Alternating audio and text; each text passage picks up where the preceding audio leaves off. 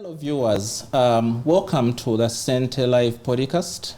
I'm Evans Martin Nakhokho and I'll be your host today. We'll be discussing value chains and specifically agricultural value chains. We all appreciate that when we talk about value chains, we are talking about addition of value at the various stages. In the agricultural setting, we'll be talking about farmers producing, we'll be talking about the product going through a processing cycle until we are able to export it or consume it locally. The key things that we think about when we talk about a value chain include the movement of this product that we add value to. We talk about payments that are being exchanged again for the product. We talk about knowledge transfer, because we need information around prices, quantities, and the nature of quality. And the final thing is social capital. People come together to be able to address a cause. It could be collective production, collective selling as key aspects of the value chain. To discuss this topic in an in-depth manner, I am joined by two guests, Carol Kakooza from Axiom Zorn, and David Muwonge from Nucafe to do this with me. Welcome. Thank you. Thank you. Viewers, I've taken off my mask because we've been able to observe all the SOPs. We've sanitized, we've all been vaccinated, and everything has been done appropriately. And I'll start with you, Carol. Carol, welcome. Thank you, Evans. Well, we've just been talking about, we just said something about agricultural value chains, and that is from the large context. Can you break it down for us? What is it like in Uganda? Well, we live and breathe agriculture in Uganda. And as children, we all knew we had to have a backyard garden and everybody must grow something. Gardens are not a new thing to any child in Uganda. And that is manifested in our population. 69% of our population in Uganda is agriculture. And so we've grown up, most of us, school fees has been paid for through agriculture. So 69% of the population lives about 31% who are probably old, very old, or venturing into other. But having a population of 69 and yet you have a population of about 80% youth that are dealing with this means that agriculture is really embedded into us. When you talk about value chains, the agriculture sector in Uganda contributes 26% of the GDP. Now, it might not be a big contribution per se, but it is something. And we hope that the fact that a lot of the population deals with agriculture, the 26% can go up, but it also doesn't go up without any input. The government recently increased our budget of agriculture by 65%. Yeah. Now, when I don't want to mention the numbers in terms of what is the 65%, but it is something. It also shows that the government is feeding into and showing the population that agriculture can prosper and it is good. Now, it is important to note that there's a lot of investment in Uganda when you talk about the agricultural value chain. Let's not talk about just planting, production, and then the value addition, which we're going to discuss, which you want us to discuss, which comes into finance. We have manufacturing, we have agro-processing, we have inputs, we have fertilizers that have become the thing of Uganda. So there's a lot of investment as well when it comes to that particular section of the value chain. We're moving away from just putting in the soil, production, that process. Then the other is how we add value on agriculture. Talking about investments, yes. Do you want to just say one more thing about investments? Investments, especially when you talk about agriculture, do you want to build on that more? Yes, and that is from my background. Yeah. I am an agriculturalist who is also fully digitalized and believes in technology. Okay. And I believe that an investment into digitization of agriculture is going to be a huge step in and a step up for agriculture. Because without digitization today in the agriculture sector, we are really lagging behind. There's a lot to do with traceability, a lot to do with varieties of the crops that we're growing, precision data, understanding the weather, because agriculture is about weather. Yeah. So every time you're looking at investing into the agriculture sector, you're looking at the components that make it richer, that provide output that will allow the investor take out. So let us invest in the digitization of agriculture, growing the value chain, that's one. The mechanization and financing of the agriculture sector is very key, because every farmer wants money. But without the input of that money, very little is going to be done. We have a lot of land. Okay. But why is it that we do not have land opened up? Why is it that we are still lacking the groups coming together and making sure that, you know, more agricultural inputs or crops are grown? Recently, we were talking to farmers who are doing vines. Vanilla was a thing here, and I'm told that we are doing almost 2,000 tons of vanilla every month at 250,000 Uganda shillings. That's a lot of money. Great, Carol. You kind of getting deep into this, and I love that. If we can have a further discussion in the same direction, we know that the value chains, in essence, provide certain opportunities. And I will just ask David here to give us a comment on that. David, what are these opportunities? What do we need to know? What should people look out for in terms of opportunities in the value chain? Well, Evans, there are quite a number of opportunities, right from the farming level, where individuals and families can go in there. When you have a piece of land, then you choose a crop. For example, you can choose coffee, vanilla that we have had, or livestock, or even other products. That can be done as a family, as a household, on your land. And that is the first opportunity. We are blessed as a country to have really a good climate in the whole of Africa, which allows for good production and higher productivity. You need inputs, like we have had, which you have to have at that particular level. But production alone might not give you everything. So the next level of adding value, primary processing, gives quite a number of opportunities. It might involve investing into some technology, which helps you to add value to the coffee, to the beans, to the milk, or to store and have the product for a longer time.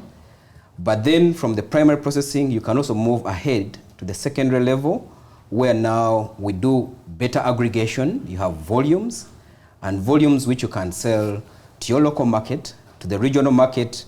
There's quite a big population within the regional East African market, but also to the world, depending on the demand for that particular product. Wow, that's very amazing.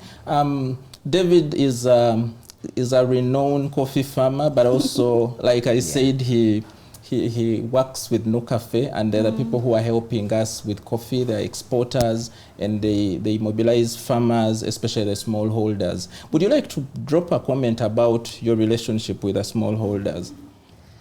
Well, our relationship with the smallholders is that we are the smallholders.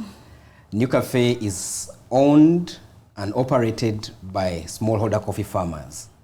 We are an enterprise that was born through what I would call the experience, the challenges that the smallholder coffee farmer was having on his farm. Part of the challenge was really how to produce the best coffee, and that comes from the reality that we have small areas for our production. So to get the best out of it, you had to really do more, and we have gone ahead and innovated some planting methods like the 3x1, which helps a smallholder farmer to optimize what they're doing on the farm. Given that we are smallholder farmers, it was hard to go into the market, because going to the market means you need a certain volume. If you are to transport the coffee from one rural area to the town, you need a certain volume. So to get the smallholder farmer together became really an essential part of what we have to do as an organization, as Nucafe. So our relationship really is defined on helping the smallholder maximize the productivity, maximize the quality, be heard in the various areas, like by government, the local government, the central government, the regional governments, because as smallholder farmers, there are quite a number of issues that we can do in a business way and strategically with partners like Centenary Bank.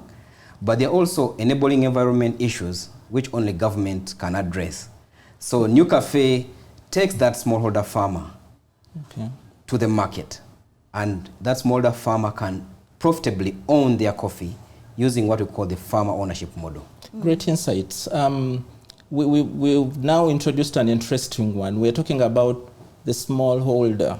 And every time we talk about innovations in this country, every time we try to do anything around agriculture, that one section that seems left out would be the smallholders. Yeah. Talking about smallholders and placing it in the context of, the youth that are coming through, we're talking about women. We're trying to get into these pillars and get them right. Carol, what would you tell someone who is trying to get into agriculture? If you found someone, could be a woman, somebody in the category of the youth, and they just want to get into agriculture, what is that you tell them? Well, like I said before, we've grown up with beautiful soil. We've grown up with anything you put in the ground comes out. So that is already a tech for them. From the Axiom perspective, Axiom is a data company that is trying to visualize and bring visibility to the farmer. We have seen in so many countries where you stand and your credit and your whole profile. Once you say, my name is Evans Martin, somebody puts in your name, they'll know how many children you have, where you are, they know your credit history, and then you're labeled. You are in a section, you're positioned in a section where you are allowed to access certain services. Now, Axiom comes to look at the lower pyramid to say, I know that because of the beautiful soil, because we've done agriculture, coffee took me to school.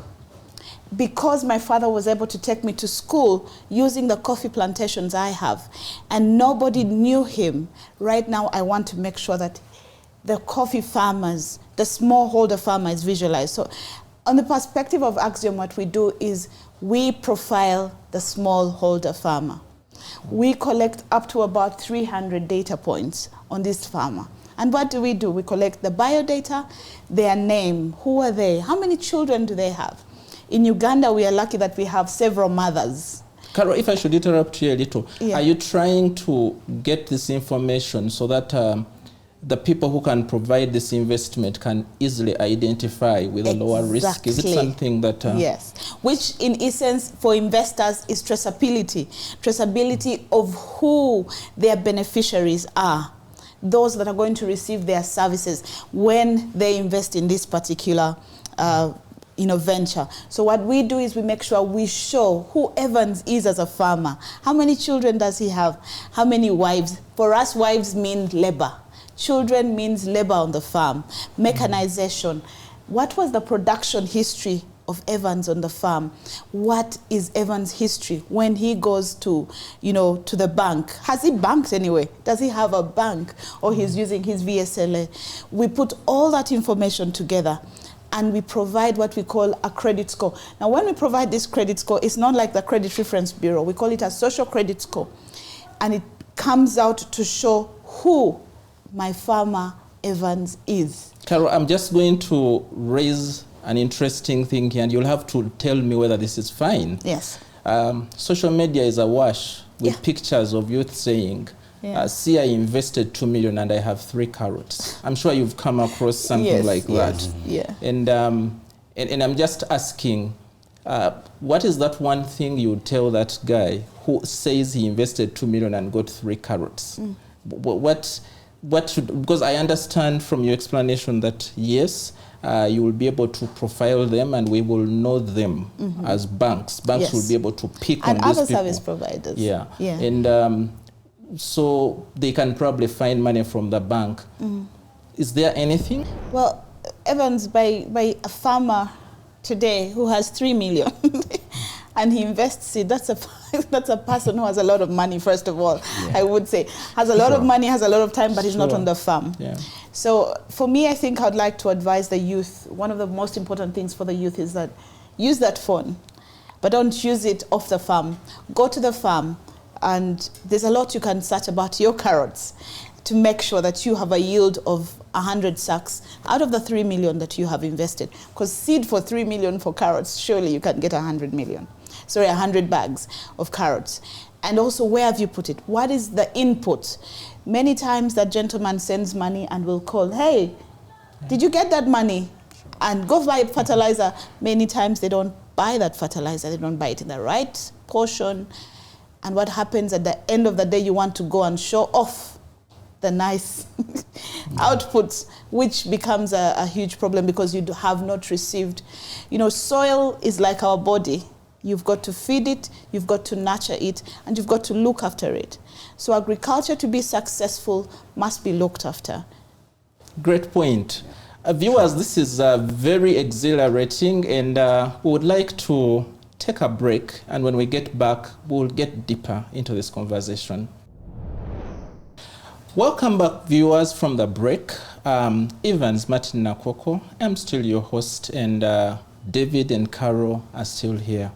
We went deep into the opportunities in the agricultural value chain. We have a good understanding of these opportunities from the experts today.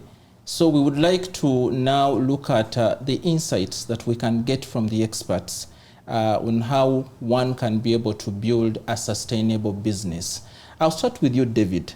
Please share some insights for our viewers in respect to this subject of opportunities. Well, starting up a business means you're looking long term. And to do that, you have to look at the knowledge around the product and the services of what you're going to grow, let's say coffee, whether it's fish or another product. To harness the opportunity there, once you have the knowledge, like we had the phone farmer, possibly they didn't get the whole knowledge about the carrots. But once you get the knowledge around the product and the services and the industry that you're going to engage in, then looking further, you would develop what we would call a strategic plan. Okay. It doesn't have to be complicated, but have a longer view even beyond yourself. Okay. Some put in the succession planning. So that's not an enterprise for you, but an enterprise you'll do, and then also your children will also do. Then pick the right partners. The right partners in terms of the finance, the right partners in terms of the suppliers, of the inputs, of the seedlings, of whatever you're doing along the value chain. And then look at the end market. With that in place, you can't go wrong. You'll have the right base to start, the right financing, and the right market. Very interesting. So, good points you make there about finding the right partners, doing a strategic plan, and I wanted us to, how simpler can it get for the smallholder? At your level as a corporate, that's great. You'll have strategic plans, you will have, you can do those, but you can also find the partners. Yes, partners would apply, but for a smallholder, what is the simplest form of plan they can think about? Well, for a smallholder, the first thing would be to get organized. When you get organized into a cooperative, into an association, into an investment club, if you are a youth, you will have access to this knowledge. And you don't have to make it really complicated. You have to look at your plan and say, in 5 years, I want to have 5 acres of coffee, all 5 acres of a certain produce. And in that way, you sketch out your journey. That's what I would call the strategic plan. You sketch out the journey and say, for the start, these will be the inputs. And with my cooperative, with my association, with the investment, I will approach a financier and see how I can make the best investment. Because in this day and age, we would like farming really to be commercial. Yeah. Not only something you're doing as a pastime, but something that you're doing that will earn you a livelihood. Great. Thank you very much. I asked that question because Centenary Bank is a microfinance lending bank, and there is no conversation that passes without thinking about the person who is behind the whole production process. And I think that's very interesting. And again, that we look into these value chains and we have big players like yourselves, Nucafe. That is an advantage that you're able to extend to the smallholders. And that's what I get from this conversation we're having. Sure. Over to you, Carol. What's your feel about this? He cracks a joke. And you know why I say it's a joke? Because every time you tell a farmer, did you plan? I don't plan Zachi. Yeah. He doesn't even decide the reins. Not, exactly. Okay. The fact that you want to get the sacks and sacks of carrots, and you show the media 3 carrots when you put 3 million. Who does that? Why don't the way you plan for your retail shop, the way you plan for any other business, farming can become a business and a very successful business. Sure. We are blessed with very beautiful soils, like I've said. We are blessed that anything can grow in our soils for as long as we know where we plant them. Now, if that is possible, then why aren't we planning? And that is why I say this is a joke, because many farmers don't know that they're supposed to plan, and yet they have chunks and chunks of land. Yeah. So it's very correct that we must plan for our farms. Agriculture is a successful business. Look at Argentina, look at Ecuador, look at Nepal now. These are economies that are growing on agriculture. Look at Indonesia, that produces the biggest amount of maize in the whole world, but does not even consume it, but then imports rice, because they know that their livelihood depends on that sweet corn. They must produce. So if we know that we have coffee, which produces 20% of 20% of that is towards our GDP, why is it that we do not want to plan? So for sustainability of a business, plan. 2, try and make sure that you have documented every process. Documentation has been a problem. Now, when I talk about documentation, people say, but we did not go to school. I don't mind if you have a charcoal stick and you're writing on a wall somewhere. I think you've gone to villages before and you've walked into a homestead and there's a section somewhere where somebody's using charcoal sticks to write what they've input. For me, that farmer humbles me, because it means that farmer wants to grow sustainably. I was raised on coffee. My school fees was paid on coffee. So if my father was able to pay school fees of 16 children off coffee, why is it that we have 4 children and we still struggle with school fees? And yet we still have the same soil, we still have... Can we go back? What is this that they did? They used to look up in the cloud and say, it is going to rain in 2 days. Sure. What was it they were smelling? Today we have the technology that allows us to know when it's going to rain. If somebody's not giving you the information, you have the phone. Yeah. Look for that information. Find it. There's an opportunity for you to be visualized. Profile. Let the bank, let Centenary know who you are, so that they can give you the right amount of money for your land. That is when you start to grow sustainably and you're serious about agriculture being a business. You really emphasize that point on planning. It looked like it was up there in the skies, but I think it's coming down and we begin to identify with it. Yeah. There's also an interesting narrative around the pictures that we present. We had an earlier conversation, and you just said, imagine Carol on her gumboots. So every time we think about agriculture, we are thinking about somebody wearing gumboots. Why is it so difficult to have the successful people in agriculture showing the other rosy side of life, just like the two of you are looking? Why is it that the next time I talk about agriculture, you're thinking, I think I needed to be in my gumboots? How do we move from the seemingly dirty picture? Yes. You feel it must be that. And I think that's why the youth, don't find it, I would just use this word, they say sexy. It's not sexy enough. That's what they say. Because anytime somebody comes up, they're probably wearing rags, they're probably going to be dirty. So why are we failing to transition from, showing the returns from agriculture and looking great? Why do the returns show in the children of the farmers? Why don't they show the children of the farmers? In fact, I was in Nairobi and I asked a son of a very successful farmer. I said, would you choose agriculture? And he said he would never. So he's planning to do something else, but his father has been successful and is the richest person in that community. What is it that is happening? I'll start with you, David, and then I'll get your view, Carol, shortly after. Yes, David. Well, I think the missing link is in the knowledge we transfer. The knowledge we are transferring to the youth is that this is a dirty job, and we don't tell them that this is what we have used to take them to where they are.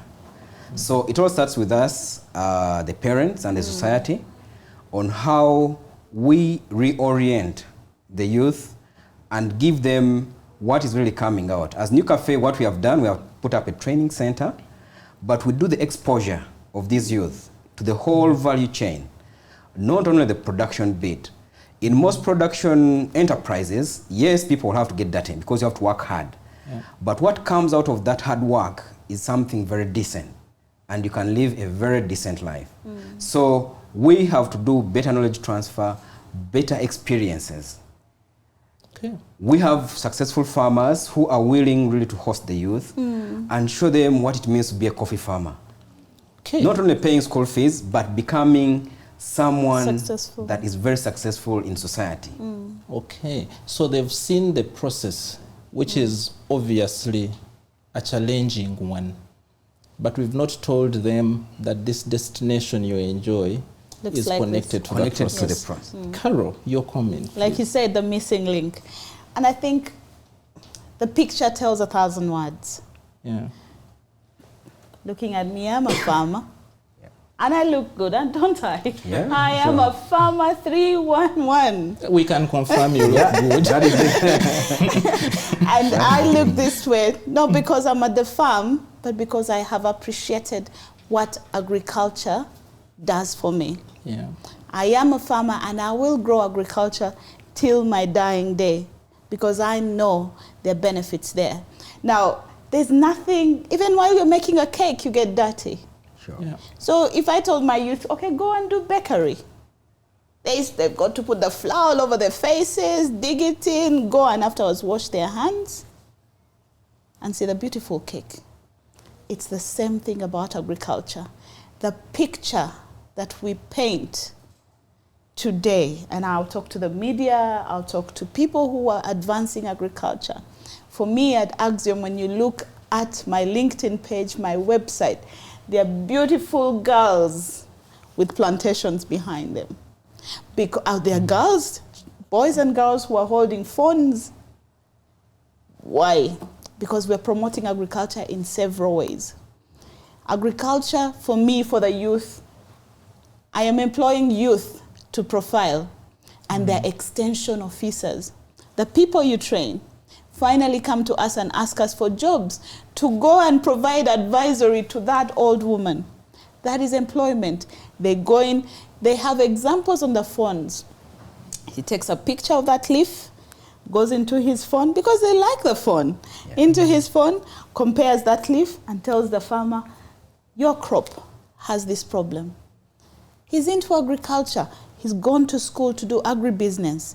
We have given so many of our children out to the agribusiness, to Nkumba and Kozi, who have agribusiness courses.